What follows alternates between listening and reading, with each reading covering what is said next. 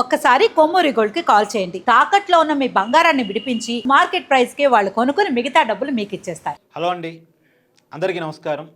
ఈరోజు వైఎస్ఆర్ కాంగ్రెస్ పార్టీ ఆవిర్భావ దినోత్సవం. మాజీ ముఖ్యమంత్రి వైసీపీ అధినేత వైఎస్ జగన్మోహన్ రెడ్డి గారు ఈరోజు జెండా ఎగరేసి పార్టీ క్యాడర్ని ఉద్దేశించి మాట్లాడారు. అయితే అసలు వైసీపీ పార్టీ ఎందుకు పుట్టింది, దాని ఉద్దేశాలు ఏంటి, దాని లక్ష్యాలు ఏంటి, అది ఏ పరిస్థితుల్లో ఇవాళ ఉంది, ఏ పరిస్థితిలో ఉందో ముందుగా మాట్లాడుకోవాలి. తర్వాత అసలు ఈ పార్టీ ఎందుకు పెట్టారు, ఎవరు పెట్టారు, ఏ లక్ష్యాలతో పెట్టారు అనేది కూడా మీకు క్లియర్గా వివరిస్తా. ఈ పార్టీ పెట్టిన వ్యక్తి ఇవాళ ఏం చెప్తున్నాడో ఆ పార్టీ గురించి కూడా మీకు వివరిస్తా.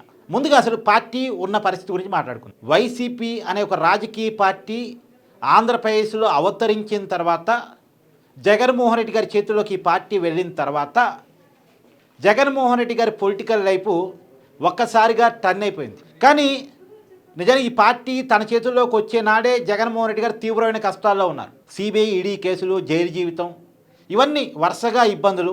కొత్త రాజకీయ పార్టీ క్లిక్ అవుతో లేదో తెలియదు, ఎవరు అండగా ఉంటారో ఎవరు అండగా ఉంటారో తెలియదు.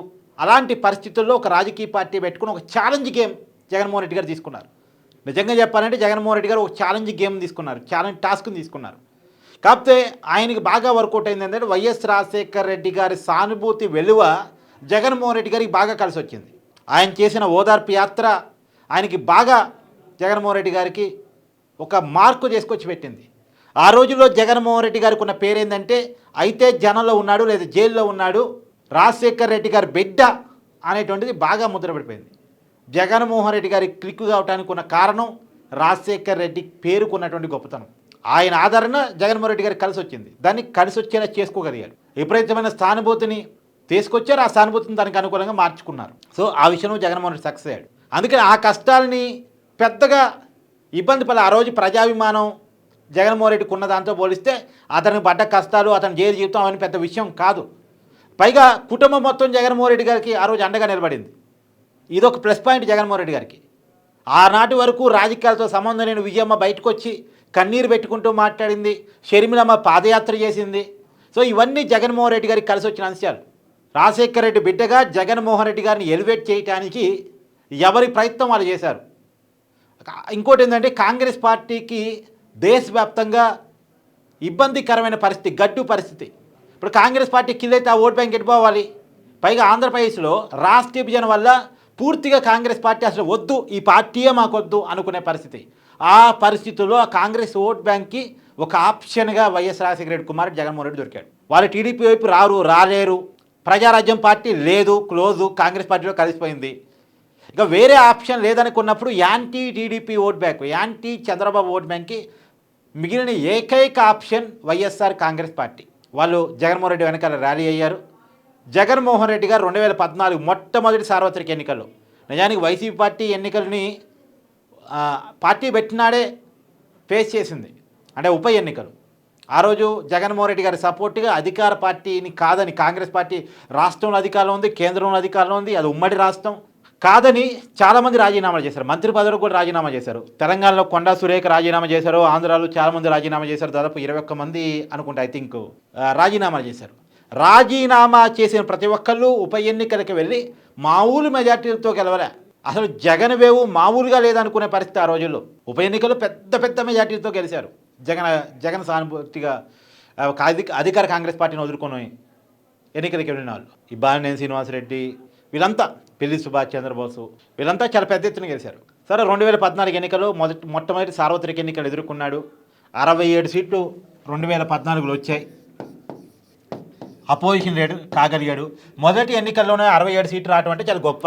చిరంజీవి అంత పెద్ద సినిమా హీరో రాజకీయ పార్టీ పెడితే ఎన్ని సీట్లు వచ్చే 18గా. కానీ జగన్మోహన్ రెడ్డి మొదటి ఎన్నికల్లో దాదాపు 67 సీట్లు సంపాదించాడు. తర్వాత 2019 ఎన్నికల్లో 151 సీట్లు గెలవగలిగాడు. అంటే జగన్మోహన్ రెడ్డికి ఇంకా కొంచెం సానుభూతి వచ్చింది. అయ్యా ఓడిపోయాడే పాపం, ఒక్క ఛాన్స్ అంటున్నాడే, పాదయాత్ర చేస్తున్నాడే, మనకాడే తిరుగుతున్నాడే, మన చుట్టూనే తిరుగుతున్నాడే, అందులో నవరత్నాలు అంటున్నాడు, చూద్దాం జగన్మోహన్ రెడ్డిని కూడా చూద్దాం, రాజశేఖర రెడ్డి పెట్టే కదా, సంక్షేమ పథకాలు అంటున్నాడు కదా, చూద్దాం అని చెప్పేసి 2019లో 151 సీట్లు ఇచ్చి ముఖ్యమంత్రి చేశారు. జగన్మోహన్ రెడ్డి గారి కెరీర్ ఒక స్థాయికి పోయింది. స్థాయికి పోయిన తర్వాత నిలబెట్టుకోవాలి కదా, కెరియర్ నిలబెట్టుకోవాలి కదా. అధికారం ఇచ్చింది చంద్రబాబు మీద కక్ష సాధించడం కోసం, టీడీపీ మీద కక్ష సాధించడం కోసం, చంద్రబాబు పేరు వినపడకుండా, చంద్రబాబు బ్రాండ్ కనపడకుండా చేయడం కోసం అనుకున్నాడు జగన్మోహన్ రెడ్డి.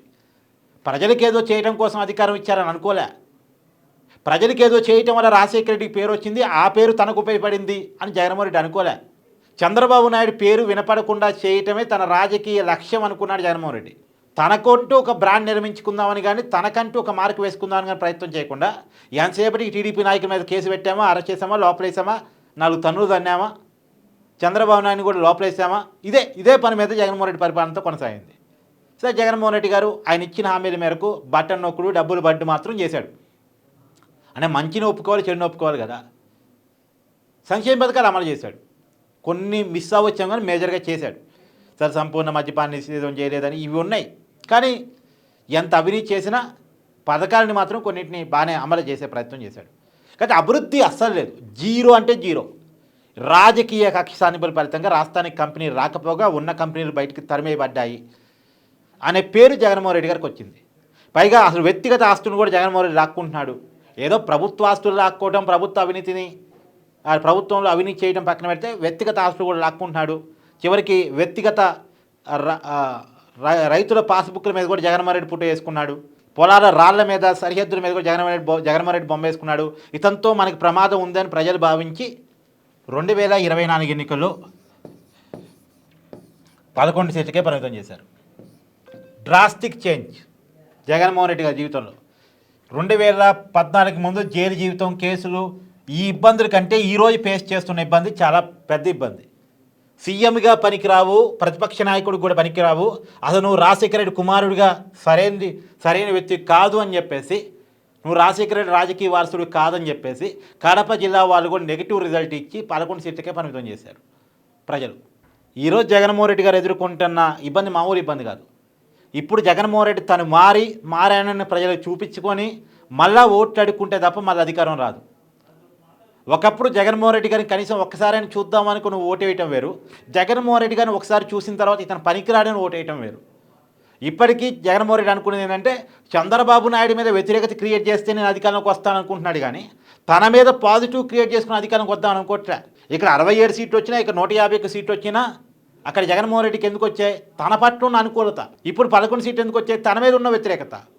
ఆ వ్యతిరేకతను పోగొట్టుకుందామని జగన్మోహన్ రెడ్డి ప్రయత్నం చేయట్లే. సో జగన్మోహన్ రెడ్డి గారు రాజకీయ ఇబ్బందులు ఇవి. సరే, అసలు ఈ పార్టీ ఎందుకు పెట్టారు, ఎవరు పెట్టారు అంటే, పార్టీ పెట్టింది జగన్మోహన్ రెడ్డి కాదు, శివకుమార్ అనే వ్యక్తి. ఆ శివకుమార్ ఇలా పార్టీ గురించి ఏం చెప్తున్నాడు ఒకసారి వినండి. ఖాళీ ఒక వీడియో రిలీజ్ చేసి, ఒక ప్రకటన రిలీజ్ చేస్తే నన్ను పార్టీ నుంచి ఎక్స్పెల్ చేసాడు. అసలు నన్నే వద్దు అనుకున్నప్పుడు నా పార్టీ ఎందుకు అని అడుగుతున్నాను ఆయనకి. జగన్మోహన్ రెడ్డి గారికి నన్ను వద్దు అనుకున్నప్పుడు నా పార్టీ ఎందుకు, నీకు సొంత పార్టీ పెట్టుకో, నడుపుకో, ఆంధ్రప్రదేశ్లో హ్యాపీగా. నేను ఎవరు అబ్జెక్ట్ చేయరు. ఆ పార్టీని ఇచ్చేసి తెలంగాణ బతికించుకుంటా. స్పందించరు కూడా. ఎందుకని? కఠినాత్ములు వాళ్ళు, కఠినమైన మనసు ఉన్నటువంటి మనుషులు. 9.5 సంవత్సరాలు పార్టీ కోసం కష్టపడిన వాళ్ళకి అక్కడ స్థానం లేదు. ఆర్థిక పరంగా ఉన్నవారికి అక్కడ స్థానం ఉంది. అదే నేను శివారెడ్డి అయితే నాకు మంచి ప్రాధాన్యత ఉంటుంది. ఓకే, లేకపోతే శివారెడ్డి అయితే నాకు అక్కడ నన్ను ఎక్స్ప్రెషన్ ఉండదు. నాకు ఇక్కడ అంటే మీరు చెప్తున్నట్టు వైఎస్ఆర్సీపీలో ఆ సామాజిక వర్గానికి పెద్దపీట వేస్తారంటారా? అది నేను చెప్పేది ఓపెన్ గా తెలుసు మీకు, అక్కడ అందరి అదే జరుగుతుంది కదా. ఆ పార్టీని మీరు హస్తగతం చేసుకోవచ్చు కదా. ఆవిడ బాండింగ్స్ ఏమైనా జరిగాయి మీ మధ్య? రెజల్యూషన్స్ ఉంటాయి, ఆ రెజల్యూషన్స్ ప్రకారం జరిగింది. ఆ రెజల్యూషన్స్ ప్రకారం మళ్ళీ టేక్ ఓవర్ చేసుకోవాలన్నప్పుడు అన్నాడీఎంకే పార్టీ లెక్క అవుతుంది ఈరోజు. ఓకే, తమిళనాడులో జయలలిత పార్టీ మాదిరి అవుతుంది ఆ పార్టీ. ఆ పరిస్థితి చేయాల ఆలోచన నేను లేను. ఓకే, నాకు రా. అది శివకుమార్, ఈయన పార్టీ పెట్టాడు. ఇతను వాళ్ళ పార్టీ గురించి, జగన్మోహన్ రెడ్డి గురించి చెప్తున్నటువంటి విషయం. పార్టీని లాక్కున్నాడు, పార్టీ నుంచి నన్నే నెట్టేశాడు అని ఆయన చెప్తున్నాడు. సరే, మీ అభిప్రాయాన్ని కూడా కామెంట్ చేయండి. Thank you.